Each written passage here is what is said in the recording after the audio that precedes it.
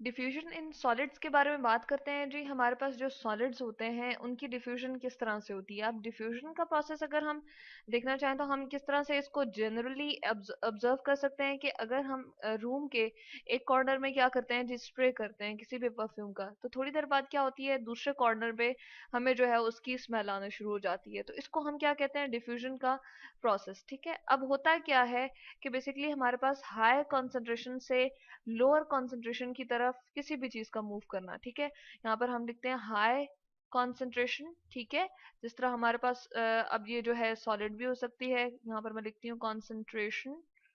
ठीक है, और इससे हम कहते हैं कि हमारे पास क्या होता है, लोअर कॉन्सेंट्रेशन लो कॉन्सेंट्रेशन की तरफ मूव करता है। कोई भी चीज हमारे पास सॉलिड भी हो सकती है, लिक्विड भी हो सकती है, और इस तरह से गैस के बारे में भी हम यही बात कर सकते हैं। ठीक है, कॉन्सेंट्रेशन। ठीक है जी, तो इस तरह से हम कहते हैं कि ये हमारे पास जनरली डिफ्यूजन का प्रोसेस होता है।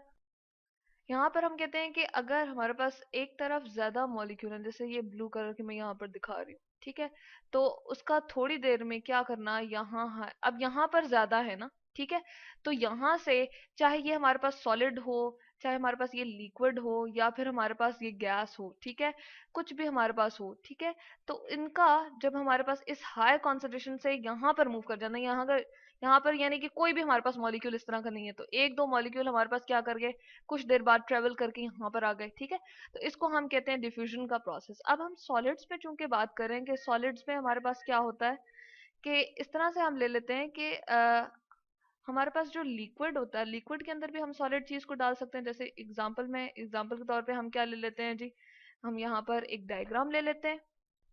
ये हमारे पास जो है, अब हम इसमें इस वाटर का जो बीकर हमारे पास प्रेजेंट है, इसके अंदर हम ना एक क्रिस्टल डालने जा रहे हैं। ठीक है, हम KMnO4 की इसके अंदर जो है, ये हमारे पास एक केमिकल है, पोटाशियम परमैंगनेट हम इसको कहते हैं, KMnO4। ये मैंने इसका केमिकल फार्मूला लिख दिया है, पोटाशियम को K से, मैंगनीज को हमने Mn से, और ऑक्सीजन हमारे पास O4, यानी कि चार इसके एटम जो है वो इनके साथ अटैच होते हैं, चार ऑक्सीजन के, एक पोटेशियम होता है और एक मैंगनीज। तो हमने क्या किया, इसके अंदर क्रिस्टल डाली। अब क्या होगा, जैसे हमने इसके अंदर डाली तो कुछ देर बाद हम ऑब्जर्व करते हैं कि ये जो हमारे पास, अब ये चूंकि सॉलिड में है ना, ठीक है, सॉलिड में है, तो इसके पानी के अंदर जाते ही, यानी कि ये जो सॉलिड था हमारे पास KMnO4, ये जो हमारे पास इसकी क्रिस्टल थी, ये पानी के अंदर जाते ही इसके मॉलिक्यूल्स जो होंगे, सॉरी, इसके जो हमारे पास बिल्कुल जी, ये जो छोटे छोटे हमें नजर आ रहे हैं बॉल्स की शेप में, हमने इसको सपोज स्ट्रक्चर इसका बनाया हुआ है, छोटे छोटे जो इसके मॉलिक्यूल्स हैं वो क्या करेंगे, पूरे के पूरे पानी में यहाँ पर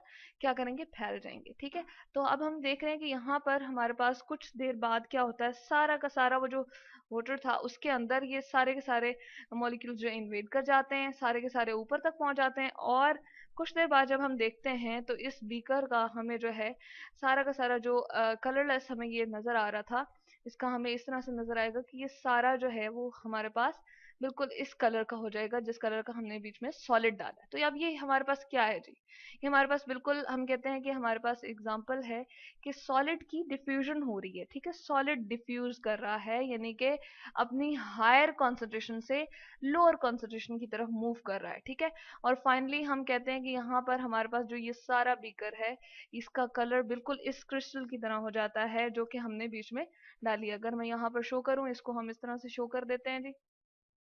ठीक है, कि ये वाला, ये जो सारा का सारा हमारे पास पार्ट था, इतना ये लिक्विड का, ये सारा हमारे पास टाइम ड्यूरेशन के बाद, एक खास टाइम के बाद, हमारे पास सारा का सारा क्या हो गया, इस कलर का हो गया।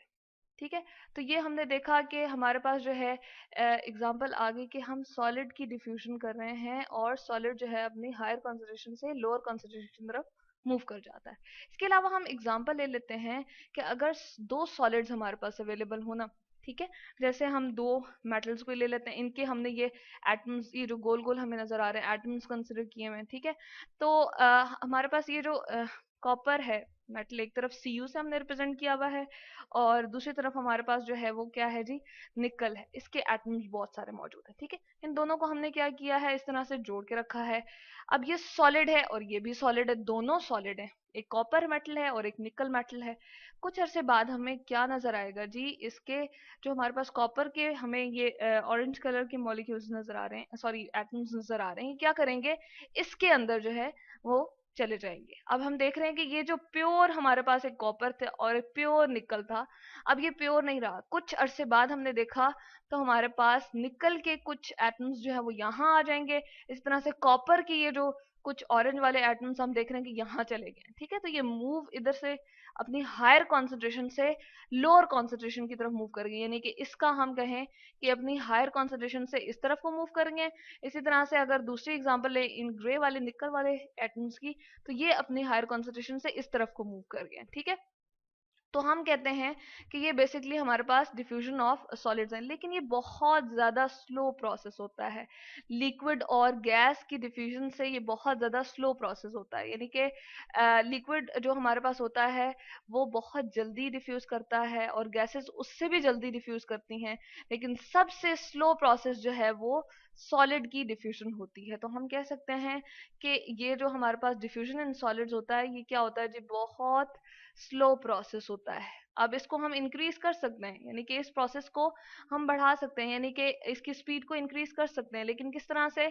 जब हम क्या प्रोवाइड करें इनको, टेम्परेचर प्रोवाइड करें। अगर इसको हम क्या करें जी, टेम्परेचर दे दें, यहाँ पर मैं लिखती हूँ हाई टेम्परेचर दे दें, तो हमारे पास ये जो डिफ्यूजन का प्रोसेस है ये इंक्रीज हो सकता है, स्पीड हो सकता है, यानी कि ये जो मॉलिक्यूल्स हैं या हमारे पास जो एटम्स हैं ये जल्दी जल्दी एक दूसरे में इन्वेड करना शुरू हो जाएंगे। ठीक है, यानी कि एक दूसरे हायर कॉन्सेंट्रेशन से लोअर कॉन्सेंट्रेशन की तरफ जल्दी जल्दी मूव करना शुरू कर देंगे अगर हम टेम्परेचर क्या करें, इंक्रीज करें तो। ठीक है, यहाँ पर हम लिखते हैं इंक्रीज। तो इस तरह से हम कहते हैं कि डिफ्यूजन हमारे पास सॉलिड, लिक्विड और गैसेस तीनों स्टेट्स में नॉर्मली हमारे पास ऑब्जर्व होता है, लेकिन सॉलिड्स में बहुत स्लो प्रोसेस होता है, बहुत ही स्लोली। ये काफी अरसे बाद हम देखेंगे तो हमारे पास ये नजर आएगा कि हमारे पास ये जो एटम्स थे सॉलिड के, कॉपर और निकल के, एक दूसरे में कुछ ही एटम्स जो है वो मिक्स होंगे, यानी कि कुछ ही डिफ्यूज करेंगे। इस तरह से हमें ये पता चला कि ये जो सॉलिड का डिफ्यूजन का प्रोसेस है ये बहुत स्लो प्रोसेस है। तो ये देखा कि हमने, ये हमारे पास क्या है, डिफ्यूजन इन सॉलिड्स।